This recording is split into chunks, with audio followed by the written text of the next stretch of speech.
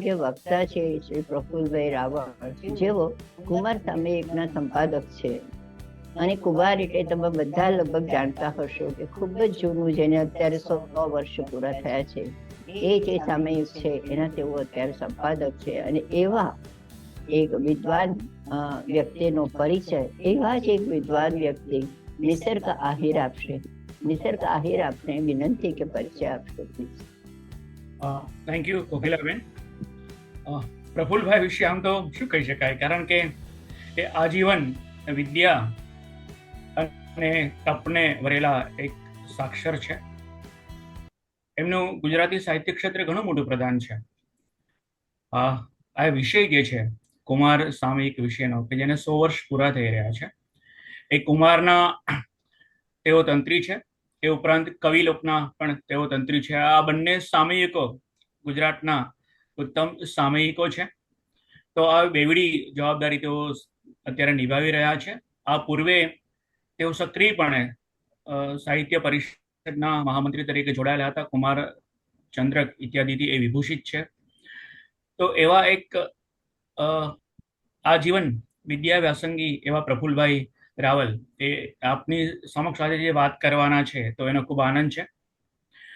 તેઓ ઘણી બધી સાહિત્યની જે વિધાઓ છે એમાં પ્રદાન કરી રહ્યા છે. મુખ્યતઃ કવિ છે, નિબંધકાર છે, એ લઘુકથાકાર છે, એ અનુવાદક છે, તો રેખાચિત્રકાર પણ છે. એને સુંદર રેખાચિત્રો પણ આપ્યા છે. હમણાં જ એક સુંદર કાવ્ય સંગ્રહ, એમનો ગીત સંગ્રહ એ પ્રાપ્ત થયો છે. તો એમની જે કેટલીક કવિતાની મોલાત ઉતરી છે, તેમાં આવતીકાલની શોધમાં એક સંગ્રહ છે.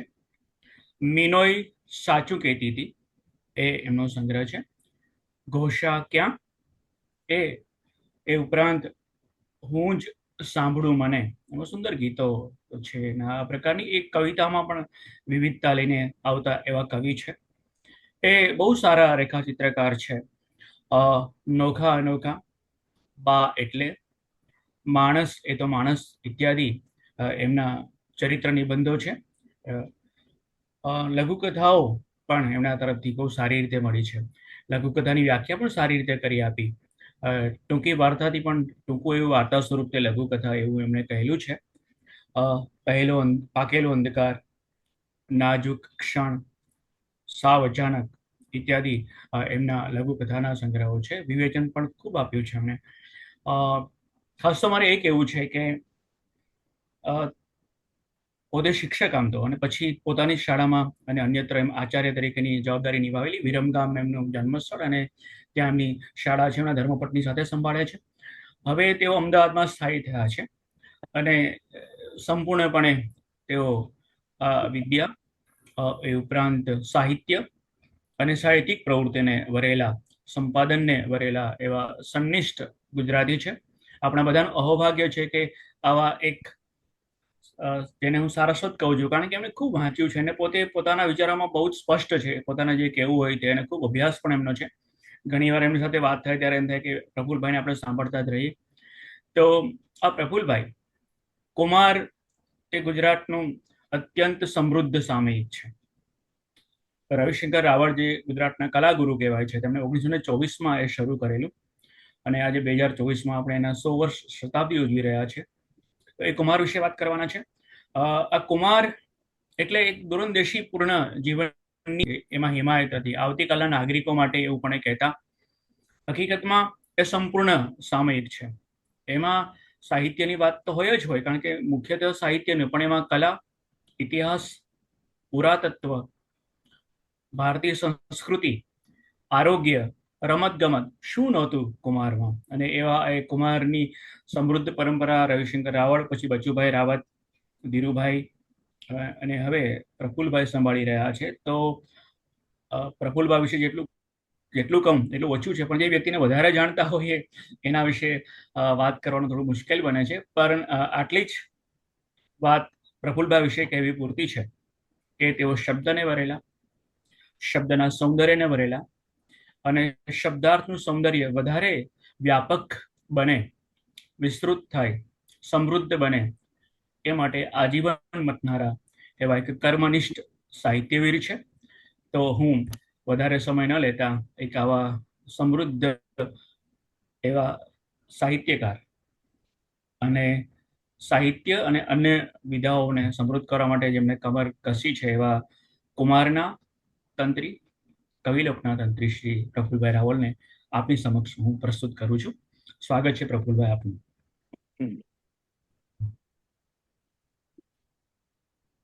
વાત મારે કુમારની કરી અને કુમારની શતાબ્દી નિમિત્તે કરે. કોઈ સામાયિક એના 100 વર્ષ પૂરા કરે એ સ્વયં રીતે એક ઘટના બની જાય. કુમાર 1924માં શરૂ થયું અને આજે 2024માં એ ચાલે છે.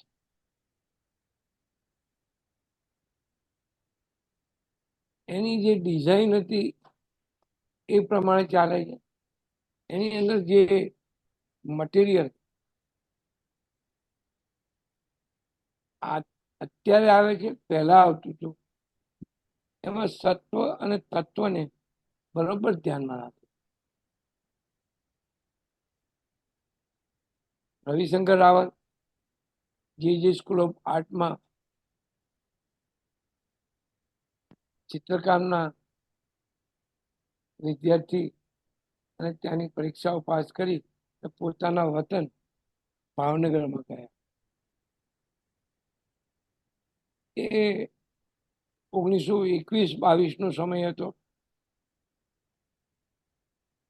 રવિશંકરભાઈના મનમાં કશુંક કરવું, કશુંક નવું કરવું, અને નવું કરવું કે કશુંક કરવું એના મૂળમાં ગુજરાતનો યુવાન હતો. કુમાર ચાલુ કર્યું ત્યારે પહેલા પાના ઉપર જે એમને આ સામાયિકનો કોન્સેપ્ટ, એની વિભાવના બરોબર રીતે સમજાયેલી.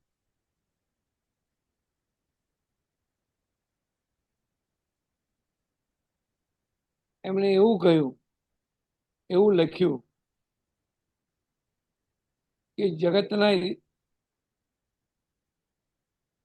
રંગભૂમિ ઉપર જ્યારે ગુજરાતી યુવાન જાય ત્યારે એ ઊણો ના ઉતરે એવા કોઈ ખ્યાલથી હું આ સામાયિક ચાલુ છું. આ સામાયિકમાં બધા જ વિષયો આવકારીએ. એટલું જ નહીં, પણ જે વિષય ઉપર વાત કરવાની હોય એનું ઊંડું અવગાહન, એના મૂળ સુધી જવાનું, એના માટે જે લેખક પસંદ કર્યો હોય એ પણ વિદ્વાન વ્યક્તિ હોય, અને છતાંય એ લેખ વિશે જો કશીક કમેન્ટ કોઈ પ્રતિભાવ વાચકો માટે આવે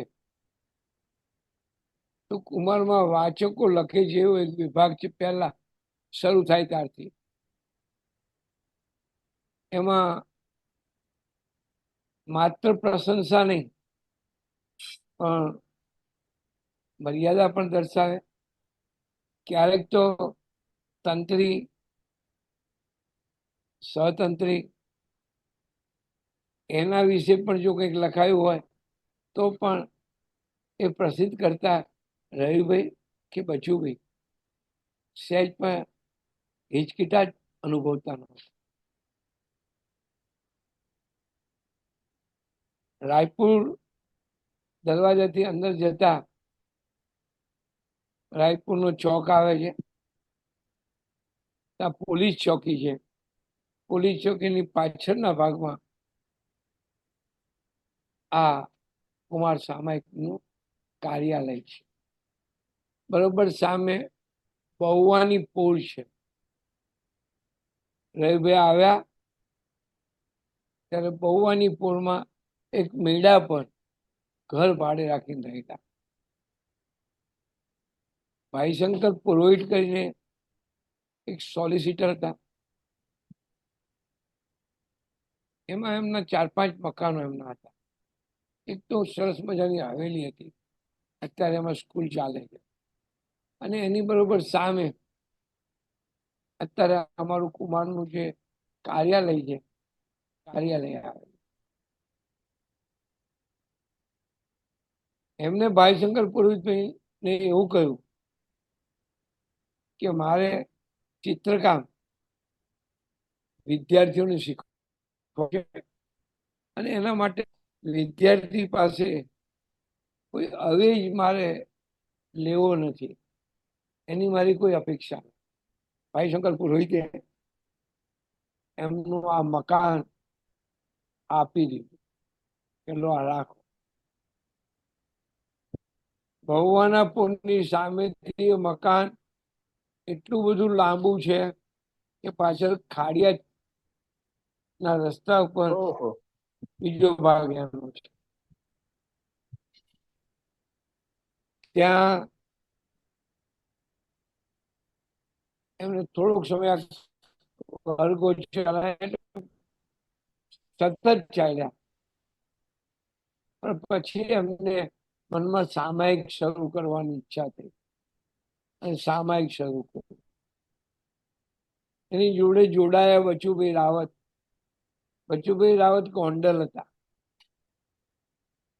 અને એક હસ્તલિખિત જ્ઞાનાંજલિ નામનું સામાયિક એ ચલાવતા હતા. અને જ્ઞાનાંજલિ ના અંકો આજે આપણે જોઈએ થાય કેટલી સરસ મજાની સુઘડતા સાથે એ અંકો બચુભાઈ જાતે લખવાનું. એક કામ એમને અહીં શરૂ કર્યું. પહેલું 1 વર્ષ જે કુમારનું સિમ્બોલ છે ઘોડો, એ ટાઇટલ ઉપર આવે. પછી એમને એમ પણ વિચાર કર્યો કે ગુજરાત બહાર એટલે કે ભારતના કલાકારો અને ભારતની બહાર વિશ્વના કલાકારો એમના ચિત્રો જો હું મૂકું મુખપૃષ્ઠ ઉપર તો મારો ગુજરાતનો વાચક, મારો ગુજરાતનો ઉગતો કલાકાર એનાથી વાકેફ થાય. આ ચિત્ર એ બહુરંગી કરતા, એ સમયે સસ્તું નહોતું પણ ખર્ચ કરીને કરતા.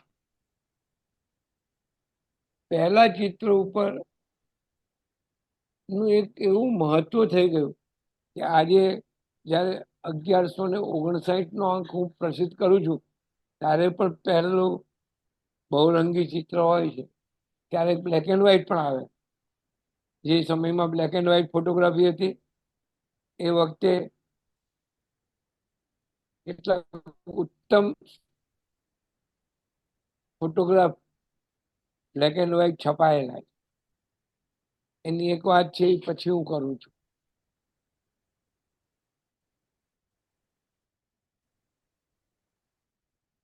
એક નો ઢાંચો બનાવ્યો, એમાં કાવ્ય હોય, એમાં એક ચરિત્ર હોય. ચરિત્ર જે વાચકને પ્રેરણા આપે, જે વાચકને કશું નવું કરવા માટે ઉત્સાહિત કરે, જેનાથી વાચક પોતાના ક્ષેત્રની અંદર કંઈક આગળ વધી શકે. એમાં શિલ્પ સ્થાપત્યના લેખો હોય. 24માં જયારે શરૂ થયું એ પછીના 2-4 વર્ષોમાં વનેચર, એ તો ઉપનામ હતું, સાચું નામ તો હરિનારાયણ આચાર્ય. એ પક્ષીઓ વિશે, જંતુઓ વિશે લેખ આપતા. બધું ઊંડાણથી જોવાનું.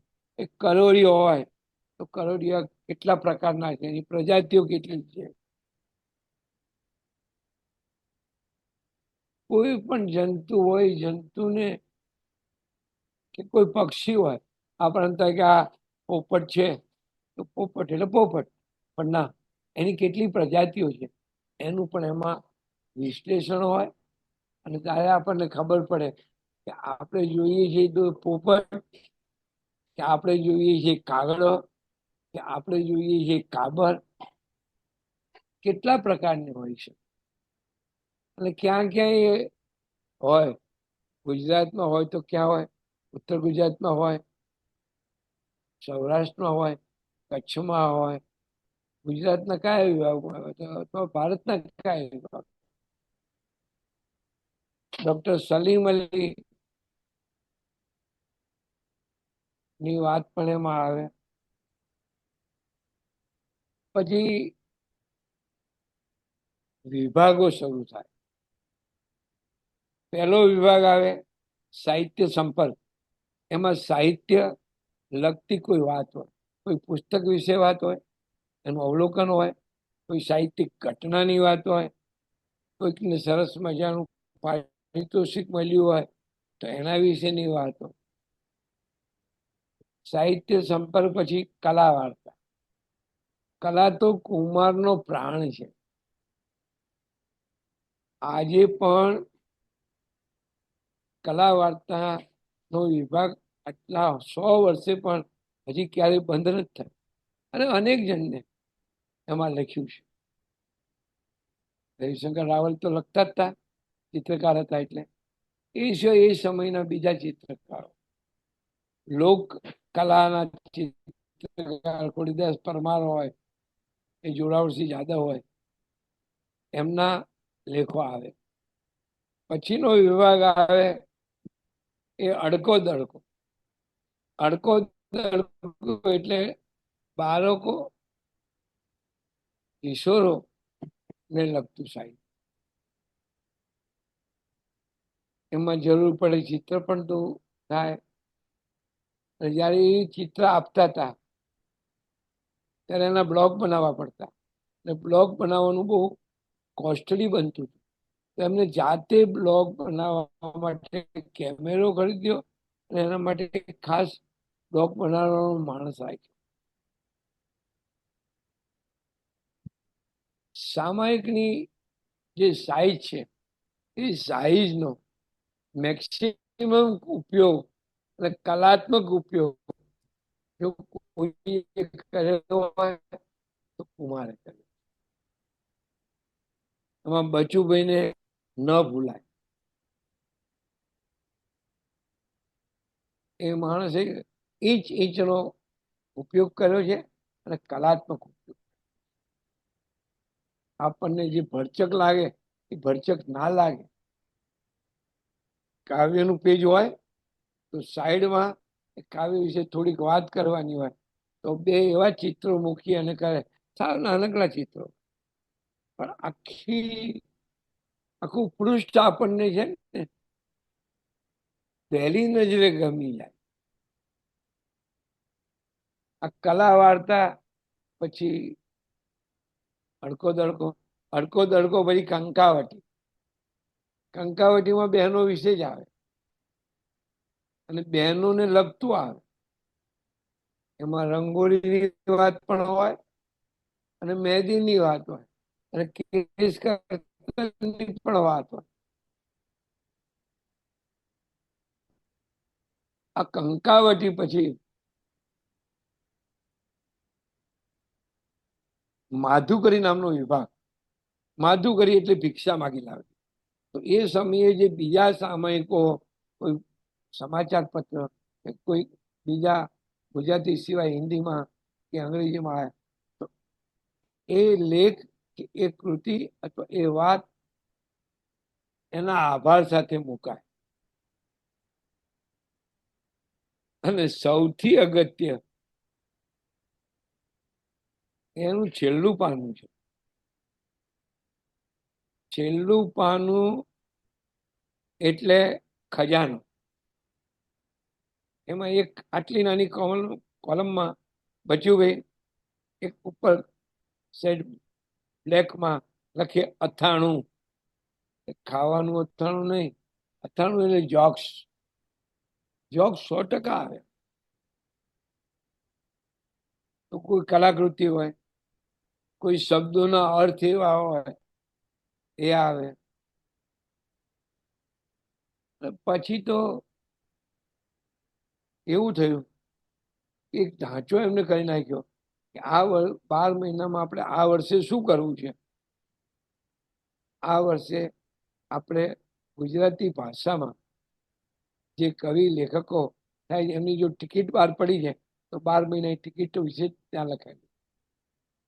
સિક્કાની વાત હોય તો સિક્કા બધા જુદા જુદા આપે.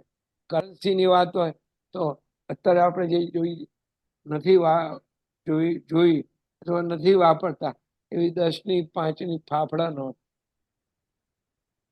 એ પણ મુકાયા. હવે આખું છેલ્લું પાનું એટલું બધું વૈવિધ્ય સભર હોય એ સૌને નાના મોટા સૌને ગમે હોય. જ્યારે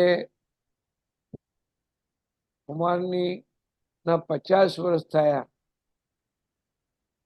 ત્યારે ગુજરાતના વિદ્વાનો પાસેથી જુદા જુદા લેખ લીધેલા. એમાં આપણા ભોરાભાઈ પટેલે એક લેખ લખેલો, કુમારનું છેલ્લું પાન. છેલ્લું પાનું શું છે? તો એક આખી એવું વૈવિધ્ય અંદર આવે. આ એની અંદરની વાત થઈ. 1930ની સાલમાં ગાંધીજીનો અસત્યાગ્રહ, અસહકારનો સત્યાગ્રહ, એ મુવમેન્ટ થઈ ત્યારે કેટલાક લોકો ગુજરાતના બહારથી આવતા. એ બહારથી આવનારમાં ઉમાશંકર જોશી હતા, સુંદરમ હતા,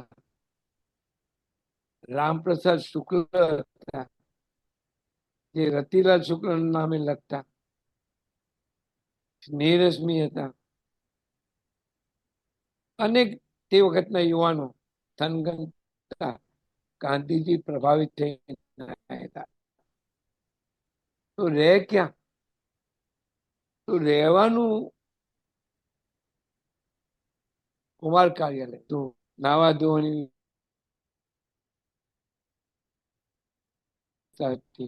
અને રાયપુર એક કેન્દ્ર હતું એટલે ચા પાણી મળી રહેતા. ત્યારે સાંજે 7 વાગે ઘરે. એકવાર બચુભાઈએ આ યુવાન કવિઓને પૂછ્યું કે તમે પછી શું કરો છો? તમારો સમય કેવી રીતે પસાર? કવિતાની ચર્ચા કરીએ છીએ. એમાંથી વિચાર ઉદ્ભવ્યો અને બુદ્ધ સભા નું અસ્તિત્વ છે. આજે વિશ્વની અંદર માત્ર બુદ્ધ સભા નામ જ, એનો કોઈ પ્રમુખ નહીં, એનો કોઈ સ્થાપક નહીં, એના કોઈ સભ્ય નહીં, એની કોઈ સભ્ય બી નહીં. આજે પણ બુદ્ધ સભા ચાલે જ છે.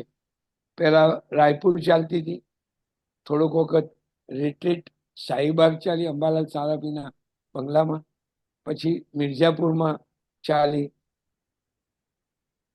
પછી HK આર્ટ્સ કોલેજમાં ચાલી, અત્યારે પરિષદમાં ચાલે છે. એમાં જે કવિઓ લઈને આવે એનું વાંચન થાય. કયા કવિની કૃતિ જે પહેલા ના કહેવાય, પહેલા કાવ્યનું વાંચન જ થાય.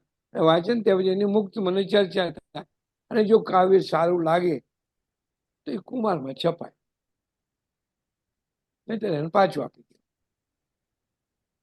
એટલી તંદુરસ્ત પ્રાણિકા આજ દિન સુધી ચાલતી આવી છે. આવી જ વાત બીજી થઈ તે બળવંત કર્નલ નામના એક રિટાયર્ડ કર્નલ હતા, લેફ્ટનન્ટ. એ સારી ભાવી કરતા. એમની સાથે રહી અને નિહારિકા નામની ક્લબ ચાલુ કરી. અને એમાં જે સરસ મજાની ફોટોગ્રાફી આવે એ કુમારના પહેલા પાને કે બીજા પાને કે અંદરના ભાગ,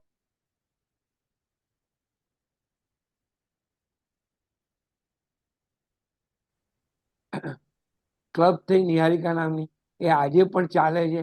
અને એ કુમારમાંથી હવે નથી, પણ વ્રજ મિસ્ત્રી નામના એક સરસ ફોટોગ્રાફર દર વર્ષે સતત એમાં પ્રવૃત્તિ કરે છે. દર વર્ષે અનેક પ્રદર્શનો કરે છે, એ ફોટોગ્રાફી શીખવાડે છે. પણ સમયના પ્રવાહ સાથે અંદર બીજા વિષયો ઉમેરાતા, તો સંગીતનો વિષય ઉમેરાયો, શિલ્પ સ્થાપત્ય નો વિષય આવ્યો, જ્યોતિષને બાદ કરતા કોઈ પણ વિષય એવા વિષય નથી કે જે કુમારમાં ના આવ્યા. માધુકરીનો જે વિભાગ છે એ માધુકરીના વિભાગના જે 3 કોલમ હતી એ 3 કોલમના બદલે 2 કોલમમાં બીજી વાત આવે, એક ઊભી કોલમની અંદર એક એવી વસ્તુ આવે કે જે ખૂબ જ ઉપયોગી બને. દાખલા તરીકે ઊભી કોલમની અંદર ડાબી બાજુ ન્યાયિકા ક્લબ પાસે નિસર્ગભાઈએ કીધું બરોબર સાચું, એક જ્યોતિષ સિવાય બીજો કોઈ પણ વિષય એવો નથી કે જેની વાત કુમારમાં ન આવી હોય. કેલિગ્રાફી કહીએ જેને, આ કુમારના અંકો જોઈએ ખબર પડે કે આ કુમારનો આ અંક છે, એમાં કુમાર કેવું લખાય, આ બીજો અંક છે એમાં કુમાર કેવી રીતે લખાયેલું છે, અને આ ત્રીજો અંક છે એમાં કુમાર કેવી રીતે લખાય. દર મહિને એ જે કુમાર લખાય છે એ જુદા જુદા એમાં ટાઇટલ હોય છે, અને એ સરસ મજાના ચિત્રો કરી આપતા. શરૂઆતની અંદર બિહારીલાલ ટાંક કરતા હતા, પછી બીજા કલાકારો કર્યું. ઉર્દુ અક્ષરો દેખાય, ઉર્દુ અક્ષર હોય ગુજરાતી, દેખાય બંગાળી ક અને હોય ગુજરાતી ક, આવી બધી ઘણી વિવિધતાઓ થાય. આટલા બધા અંકોની અંદર જુઓ, એટલું કુમારની કેલિગ્રાફી જેને કહેવાય છે એનો પણ એક સરસ મજાનો અભ્યાસ થઈ શકે.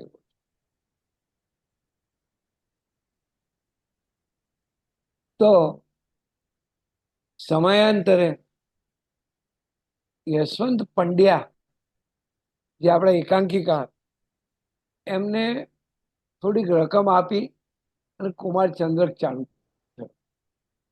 વર્ષ દરમિયાન કુમારમાં જે છપાય એમાંથી જે ઉત્તમ હોય એને કુમાર ચંદ્રક આપવો.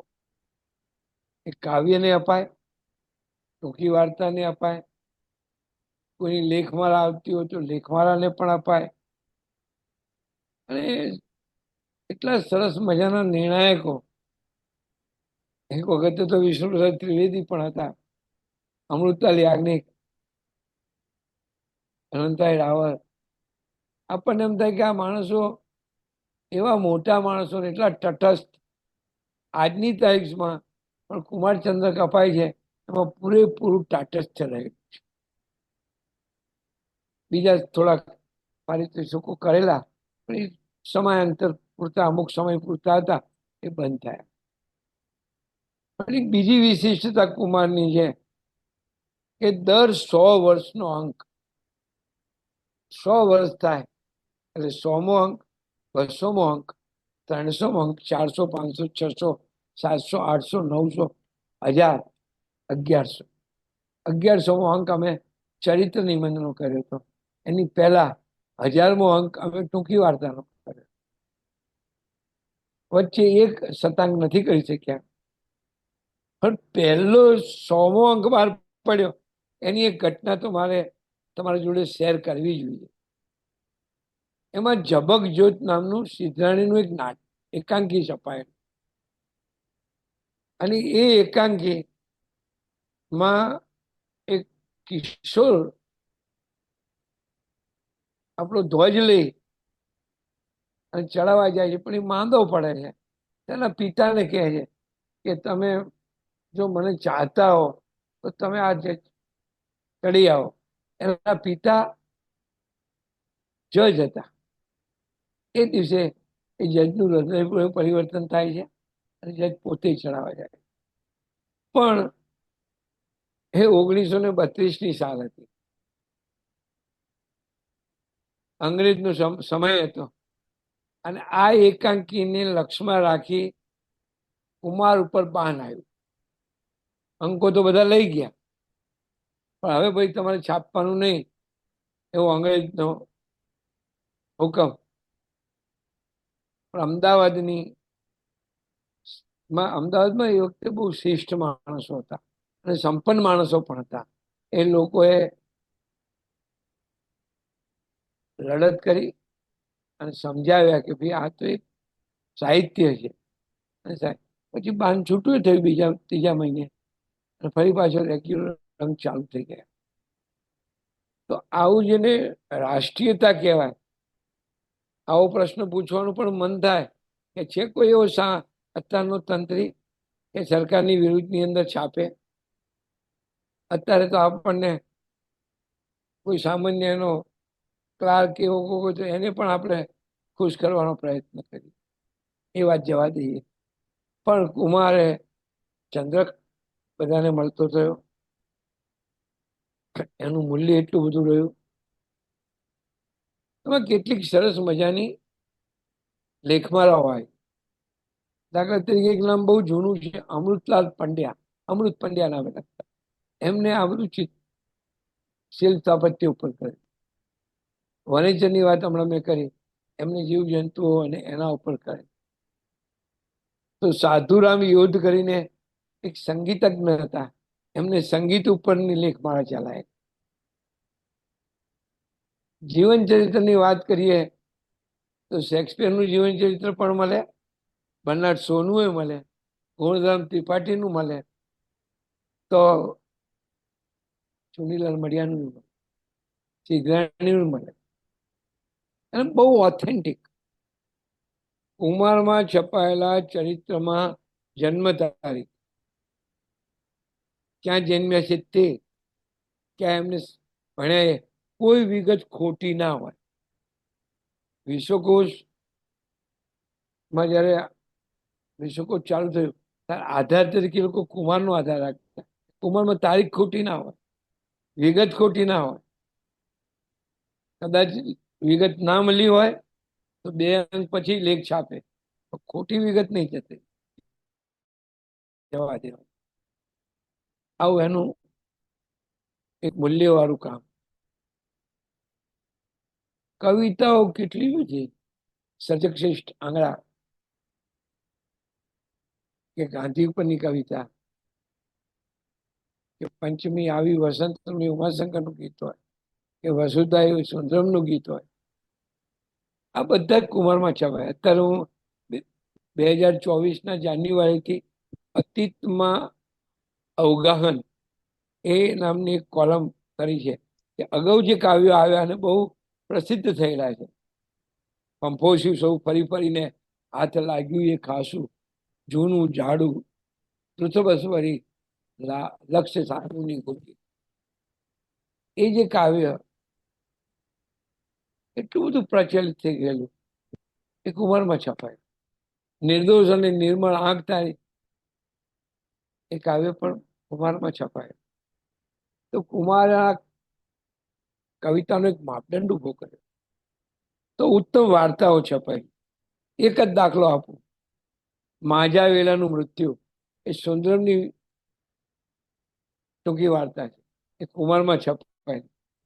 જૂના અંકો ક્યાંકથી મળે તો જોજો, પણ સરસ મજાનું ચિત્ર પણ છાપ્યું છે. માજા વેલા કેવો હોય એ ચિત્ર જોતા આપણને લાગે કે માજા વેલા આવો જ હોય. તો ધૂમકેતુની પોસ્ટમાસ્ટર વાર્તાનો પોસ્ટમાસ્ટર કેવો હોય, એ ચિત્ર પણ બહુ સરસ મજા. તો ચિત્રો, રેખાચિત્રો, બહુરંગી ચિત્રો અને દરેક પ્રકારની કાર કિશોરભાઈએ તો એક મહત્વનું કામ કર્યું છે, અને એ કામ અદ્વિતીય રહેવાનું છે. હવે કોઈ માણસો આ કામ કરે, કારણ કે આમાં કશું બીજી પ્રાપ્તિ તો છે ને, આનંદ, માત્ર આનંદ. હવે એનું બીજું પાસું, આ 100 વર્ષ થયા એનું કાર્યાલય ત્યાંનું ત્યાં છે. ક્યારેય કુમાર આર્થિક રીતે પગભર થયું નથી,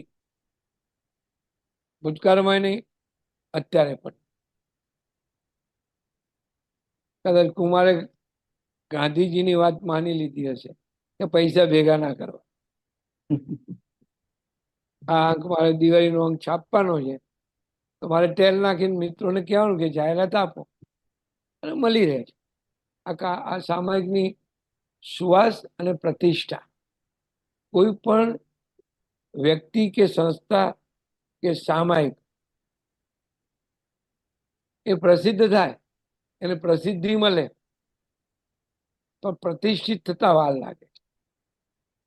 કુમાર પ્રતિષ્ઠિત થયું છે, એને એક પ્રતિષ્ઠા બે મેળવી છે કે જે ગુજરાતના ગુજરાતી ભાષામાં આ એક નોખા પ્રકારનું સામાયિક છે. અને એ સામાયિક પોતાની રીતે કોઈની પણ શે શરમમાં આવ્યા વગર, કોઈ હિંમત નથી કરતું કે મારી કવિતા છાપવા માટે નિસર્ગભાઈને કોઈ ભાઈ કે નહીં, ભલામણ ના કરે કે તમે પ્રફુલ્લભાઈને કહેજો મારી કવિતા છાપે. નિસર્ગભાઈ જ ના પાડી.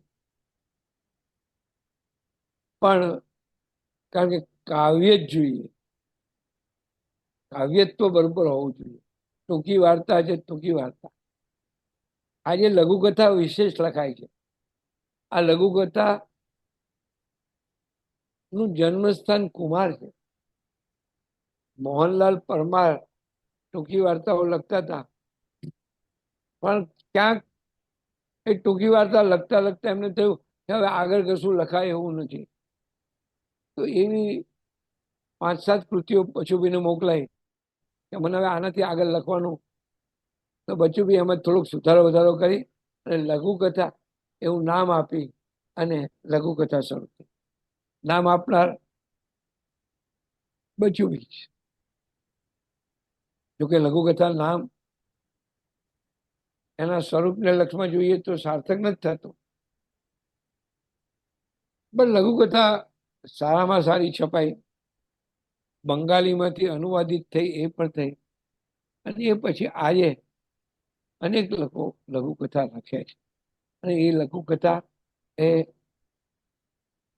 100-125 શબ્દની અંદર એક સંવેદનાને ઉજાગર કરવાની છે.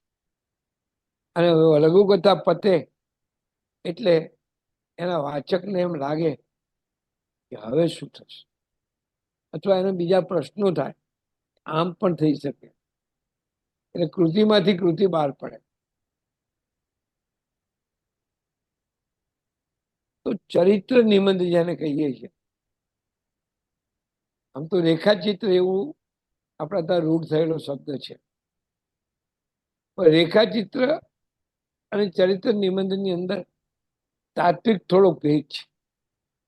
રેખાચિત્ર એ સ્કેચ નું ગુજરાતી છે, અને ચરિત્ર નિબંધ એ બાયોગ્રાફિકલ એસેનું છે. એમાં એસે અગત્યનો, અને એસે અગત્યનો છે એટલે લાલિત્ય જરૂરી છે.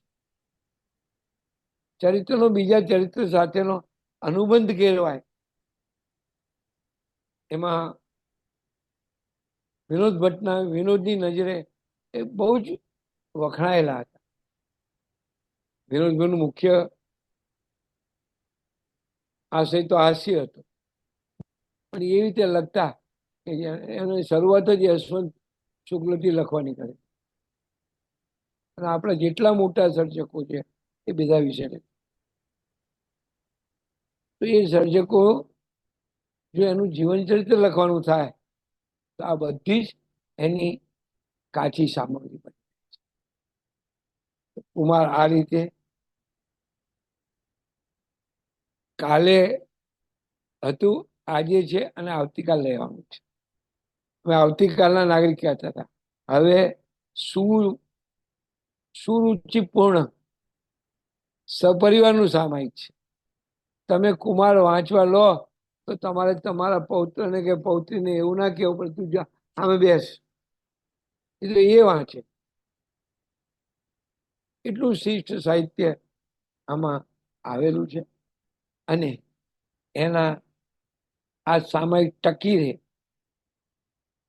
એના નિમિત્ત રૂપે તો અમે છીએ, પણ અમારા સાથે સાથે ગુજરાતનું પણ એ દાયિત્વ છે કે આવું સામાયિક ટકી રહેવું જોઈએ. સૌનું છે. અમે તો એક નિમિત્ત રૂપે, હું તંત્રી છું કે કોઈ ટ્રસ્ટી છે, કોઈ બીજા ટ્રસ્ટી છે, અમે તો બધા નિમિત્ત છે. પણ આ ગુજરાતનું સામાયિક છે, ગુજરાતનું સામાયિક ટકી રહે એ ગુજરાત સમગ્રની જવાબદારી છે. અને આ જવાબદારી ગુજરાત બજાવતા આવ્યું છે અને બજાવતું રહેશે. હું આશાવાદી છું કે કુમાર હજુ પણ ચાલશે અને એ જ રીતે પોતાના તત્વસત્વ સાથે આગળ વધશે. અને 200 થશે, 200 વર્ષ થશે ત્યારે તમે વળી પાછા આ કાર્યક્રમ કરજો. ત્યારે ગમે તે હશે, કોઈ બી હશે, પણ તે વખતે આ કાર્યક્રમ તમારા સિવાય કાર્યક્રમ કરનારા જુદા હશે, બોલનારા જુદા હશે. ખૂબ સરસ. સરસ પ્રફુલભાઈ. હવે કૌશલભાઈ ચોકસીને કઈ કહેવું છે, પ્રશ્ન છે, એમને હું વિનંતી કરીશ. બોલો. નમસ્કાર. તો પહેલી વાત તો એ કે જ્યારે નાના હતા ત્યારે કુમાર જે તમે કહ્યા એ જે બે શબ્દો જે છે કે ગુજરાતી ભાષાનું માપદંડ જે તમે સ્થાપિત કરેલું, ગુજરાતી ભાષાનો માપદંડ. મારો અવાજ બરાબર સંભળાય છે ને? હા, સંભળાય છે. ગુજરાતી ભાષાનો માપદંડ એક તો, અને પ્રતિષ્ઠા. એટલે આજે કુમારના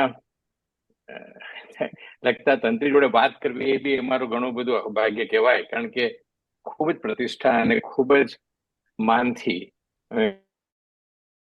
મેગેઝિન વાંચતા હતા નાના હતા ત્યારે, અને જ્યારે આખું ગુજરાતમાં. તો થેન્ક યુ, આજે તમે આવીને વાત કરી અમારી જોડે. હવે તમે જે 2-3 વસ્તુ કરી કે બીજા 100 વર્ષ સુધી આપણે કેવી રીતે જઈ શકીએ, તો અત્યારે જે આપણે કહે છે કે attention span a few seconds છે જેના લોકોનો. તો 2-3 વસ્તુમાં તમે જે હમણાં જે વાત કરી કે લઘુકથા છે, હવે 125 વર્ડ હોય, જે 125 તો લગભગ 1 મિનિટની અંદર બોલી શકાય, 1 થી 1.5 મિનિટની અંદર બોલી શકાય ડિજિટલી વાત કરવામાં. અને રેખાચિત્ર છે તો સ્કેચિંગ છે, રાઈટ.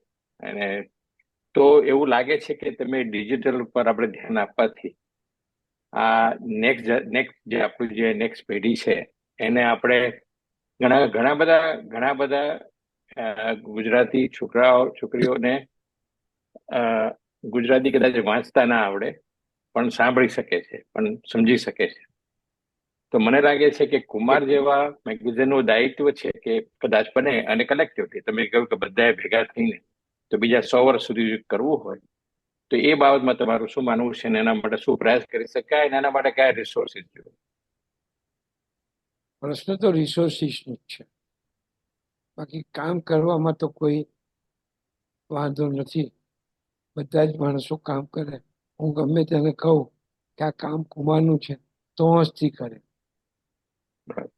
પણ રિસોર્સિસ આપણે તો બહુ મોટામાં મોટી ખામી હોય તો હોટલમાં રવિવારે જઈને 2000 ખર્ચીએ છીએ, પણ કુમારનું 500નું લવાજમ ભરવામાં આપણને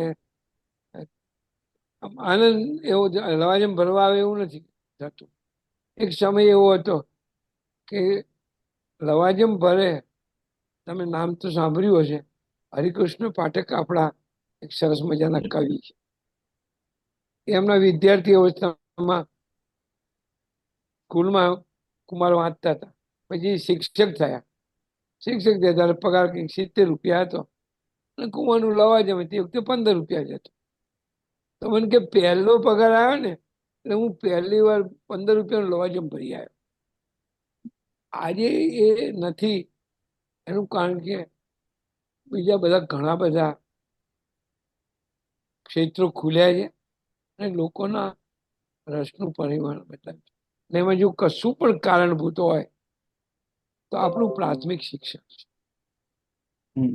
આપણું પ્રાથમિક શિક્ષણનો શિક્ષક ભાષાનું અને સામાયિકનું મહત્વ બતાવે. મને બરોબર યાદ છે કે જે પ્રાથમિક શાળામાં હું ભણતો હતો ત્યાં સારા પત્રના અંકોની ફાઇલો હતી, કુમારની હતી, પ્રસ્થાનની હતી. એ એ અત્યારે પ્રાથમિક શાળાનું શિક્ષણ છે ને, એ આપણને નિરાશા ઉત્પન્ન કરાવે છે. કારણ કે પાયો ત્યાં છે. એક નાના છોકરાને, 7-8 વર્ષના છોકરાને જેવા તમે સંસ્કાર આપશો ને એ આવશે. પણ મારા મનમાં તો એવો ખ્યાલ છે કે આપણે એ કરીશું, અને એમાં પણ ગુજરાત સાથ સહકાર આપશે જ, અને એ કરી શકીશું. એટલે ગુજરાતી સાહિત્ય ફોરમ અમારા તરફથી તો કશું બી કરી શકાય તો આપણે સક્રિય રીતે કામ કરવા માટે તૈયાર છે અમે પણ. અને હું અહીંયા યુએસ બેઠો છું, પણ મને લાગે છે કે ઘણી બધી રીતે આમાં કામ કરી શકાય. કે ગુજરાતી આજે 25મી લેંગ્વેજ છે વર્લ્ડમાં, પહેલી 25મી લેંગ્વેજ છે આજે ભાષા છે. તો તમે ઇંગ્લિશમાં જુઓ તો London review, Paris review, Atlantic, New Yorker, આ બધા $100 મિલિયન પ્લસ ને બધા મેગેઝિન્સ છે. એ બી 100 વર્ષ જૂના મેગેઝિન્સ છે, રાઈટ? તો આપણે એટલે સુધી નહીં, પણ કશું તો આપણે કરી શક્યા ની અંદર. એટલા માટે તમે જે કહ્યું છે રિસોર્સિસ માટે, તો ડેફિનેટલી ફરી વાત કરી શકીશું તો આપણે કશું કરી શકાય. Thank you. ખૂબ સરસ. કુમાર એવું શિષ્ટ મેગેઝિન છે, અને એ જરા પણ નબળું પડે એ કોઈ પણ ગુજરાતીને ન જ ગમે. એટલે આજે જેટલા આપણે ગુજરાતીઓ ભેગા થયા છે ને અહીંયા આગળ, તો આપણે આ કુમારને પુષ્ટ કરવામાં આપણો પણ કંઈક સાથ આપીશું એવી આશા રાખીએ. મારે તમને જતા જતા આ એક અંક બતાડવો છે. હા જી. આ એક તુર્કી ચિત્રકારનું ચિત્ર છે, અને નાઝીમ આહમેદ નામનો એક તુર્કી કવિ, એને એના ચિત્રકાર મિત્રને કહ્યું કે તું મને સુખનું ચિત્ર બનાવી આપ. અને સુખનું ચિત્ર જે બનાવ્યું, એમાં બધા મિત્રો જુઓ કે એક પલંગ છે જેને 3 જ પાયા છે, ચોથા પાયામાં ઈંટો છે. એનું જે શયન સ્થાન છે એમાં 8 જણ સૂતા છે, કૂતરો અને બિલાડી સાથે. માથા ઉપર છત્રી છે, ત્યાં વરસાદ પડે એટલે ચૂવો થાય, અને છતાંય એક પાત્રના ચહેરા ઉપર ખુશી છે. તો ખુશી કે મહેલમાં જ હોતી નથી, આવા ઓલામાં પણ હોય છે. આપણા રાશિદ કપૂર નામનો આપણો એક્ટર છે, એને આ ચિત્ર બહુ જ વાયરલ કર્યું છે, ખૂબ વાયરલ કર્યું છે. અને સુખ કોને કહેવાય? તો નાઝીમ હિકમેત કવિ, એનો મિત્ર લીનો, એને આ ચિત્ર બનાવ્યું. એક અર્થપૂર્ણ ચિત્ર પણ અર્થપૂર્ણ જ છાપવાના છે. ગલગલિયા થાય એવા ચિત્રો અમે નથી છાપતા. કોઈ સેક્સ્યુઅલ ચિત્ર તમને કુમાર પર ક્યારેય જોવા ના મળે. એ તો ગ્રાહક વધી જાય અમારે, વાંધો નહીં, પણ એવા ગ્રાહકો નથી જોઈતા. હમણાં તમે જે સુખની વાત કરી ને, એ સુખ તો દરેક માણસની અંદર છે. હા, કોઈ બહારની કોઈ પણ વ્યક્તિ કે વાતાવરણ એને સુખ આપી શકતું નથી. ગમે એટલું બીજા માણસ સુખ આપવા પ્રયત્ન કરે, પોતાને સુખી થવું જ ના હોય તો શું થાય? તો કેવું કેવી રીતે થાય? એટલે સુખ એ દરેક વ્યક્તિની અંદર પડેલું છે ને એને જ બહાર લાવવાનું છે. ખૂબ સરસ, ખૂબ સરસ. આ રિંકીબેન પાસેથી બતાવ્યું, કૌશલભાઈએ બતાવ્યું આ પિક્ચર. કૌશલભાઈએ, અરે વાહ કૌશલભાઈ, સરસ પાસેથી બતાવ્યું એટલે વધારે ખ્યાલ આવ્યો કે શું છે. એટલે ખૂબ સરસ. અને હવે સુરેન્દ્રભાઈને કંઈક કેવું છે આપણે જાણીએ.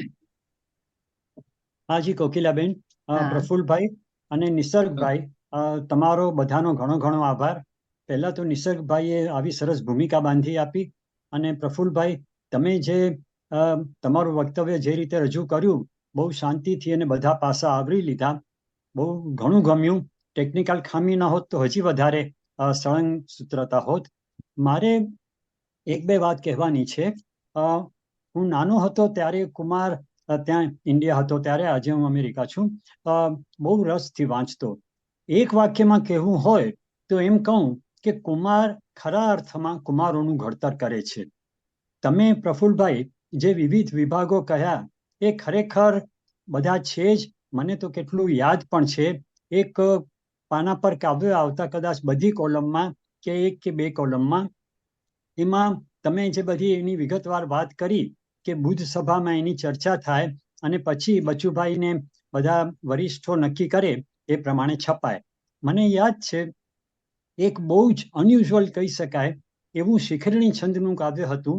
પહેલી લીટી મને યાદ છે, મને ધોરી રસ્તા થિય વધુ ગમે ડાયવર્ઝન. હવે ડાયવર્ઝન જેવો અંગ્રેજી શબ્દ બરાબર શિખરણીમાં વણી લીધો. કવિ કોણ હતા મને યાદ નથી. આટલું એક કાવ્ય માટે કહેવાનું. કહી તો ઘણું શકાય, પણ એક આ બીજું, દરેક કુમારના દરેક અંકમાં જ્યારથી હું કુમાર વાંચતો થયો mid-50s, ચરિત્ર લેખ આવતો અને બહુ જ પ્રેરણાત્મક. અને એના ઉપરાંત હું છે તે 1929ના કુમારના કેટલાક અંકો જોવા સદભાગી થયો હતો. મારું એક ધ્યાન એ ગયું, અને આજે પણ મને યાદ છે, અને તમે એ બાબતની પુષ્ટિ કરી શકશો કે ત્યારે મહિનો અને વર્ષ હિન્દુ તિથિ પ્રમાણે લખાતા.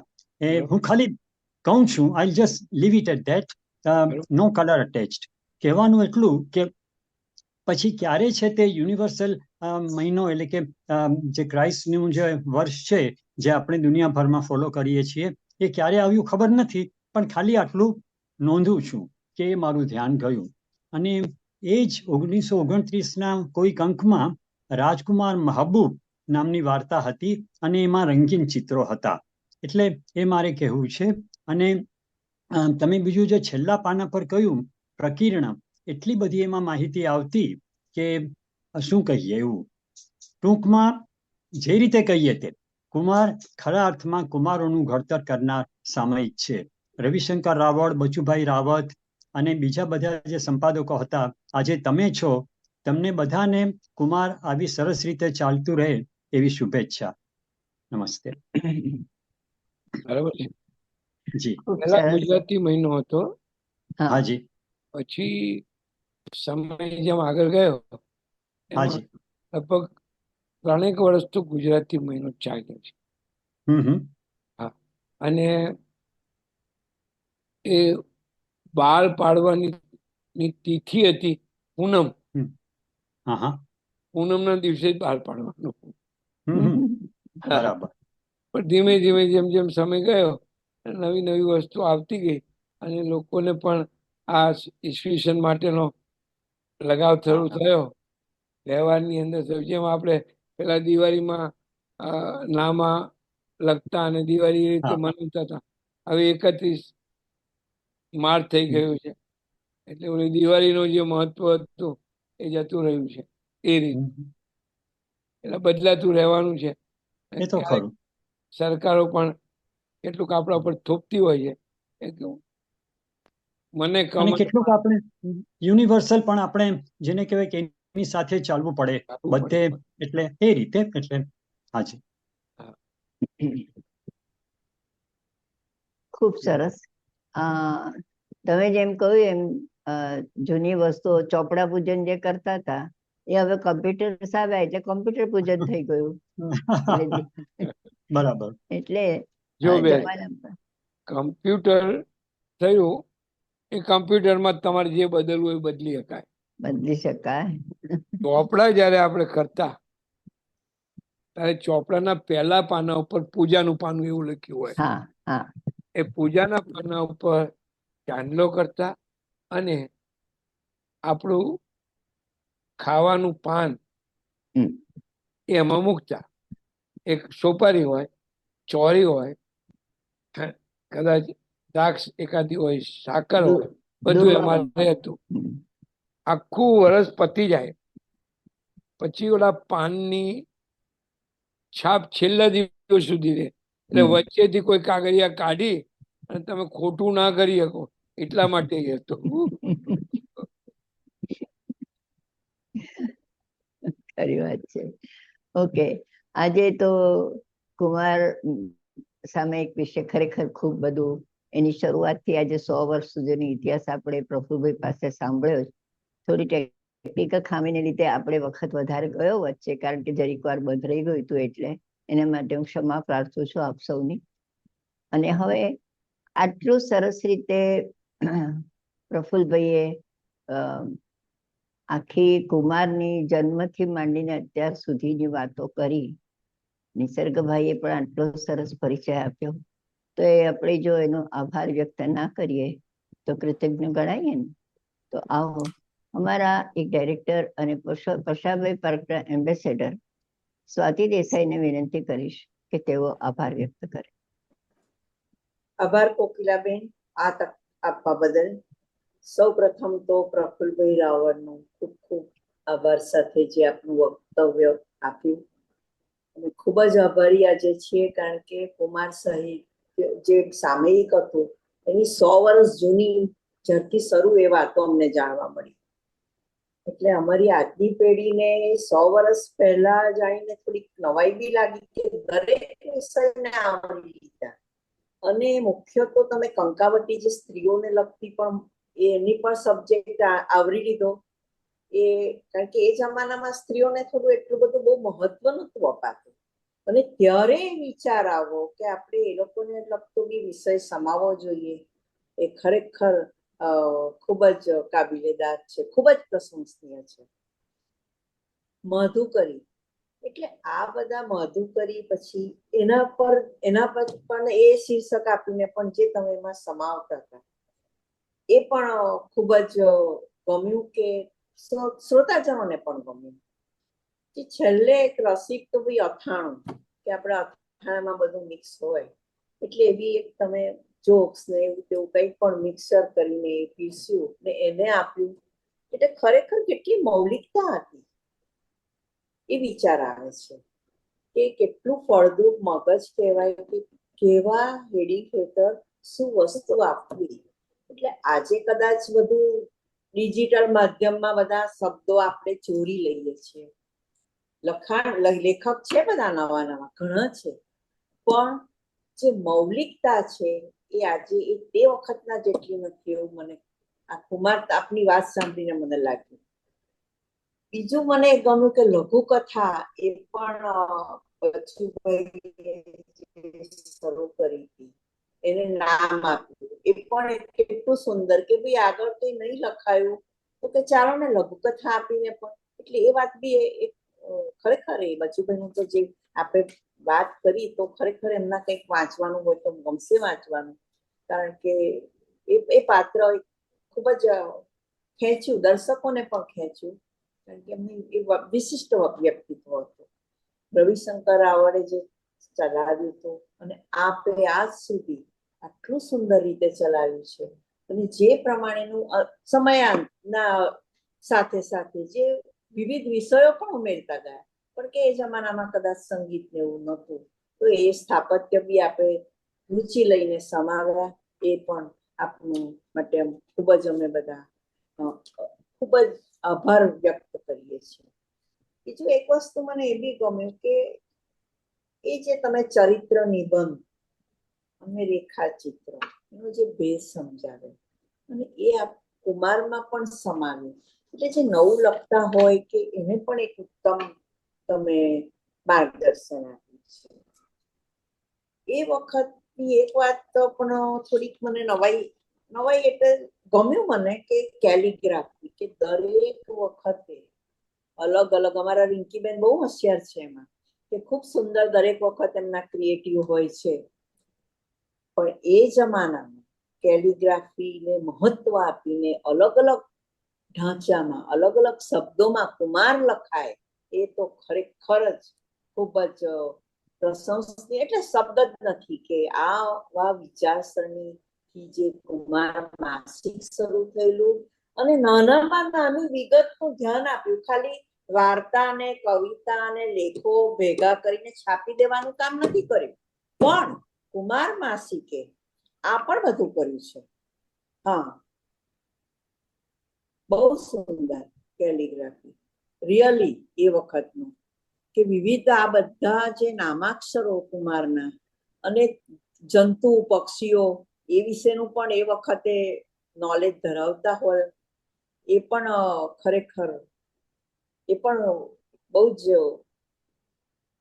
વિચારસરણીને અમે અભિનંદન આપીએ. શબ્દ જ નથી આ બધી જે વાતો સાંભળી, જે અમે અજ્ઞાત હતા, ખરેખર અજ્ઞાત હતા. હા, વાંચવા ખાતર વાંચી લીધું, અને છેલ્લું પાનું કે એના પર પણ એ સમાવવા માટે જે બચુભાઈ ઇંચી ઇંચનો નાનામાં નાની જગ્યા સમાવીને જે કળાત્મક ઉપયોગ કર્યો, એ પણ એટલે કેટલું વિચારતા હતા.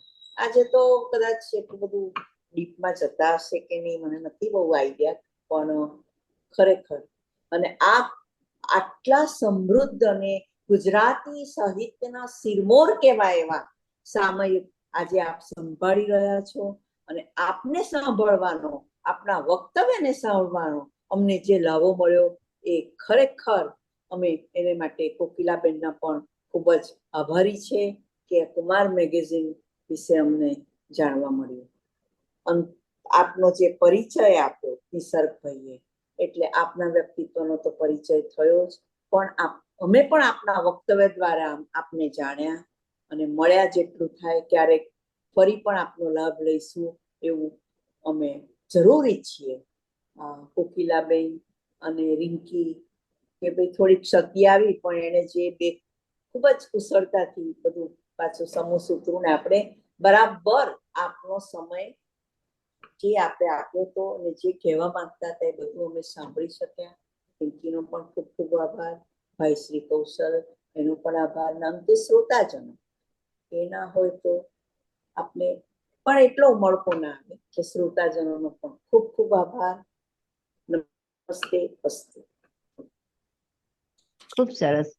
પૂર્તિમાં એટલું કહીશ કે આપણે કહીએ છીએ કે મોર જેમ પીછાથી શોભે, એવા આજે અમારા શ્રોતાજનો છે, એના વડે આ ગુજરાતી સાહિત્ય ફોરમ ખરેખર ખૂબ કળા કરી રહ્યું છે, અને આ જ રીતે કળા કરતું રહેશે તમારા બધાના સહયોગથી.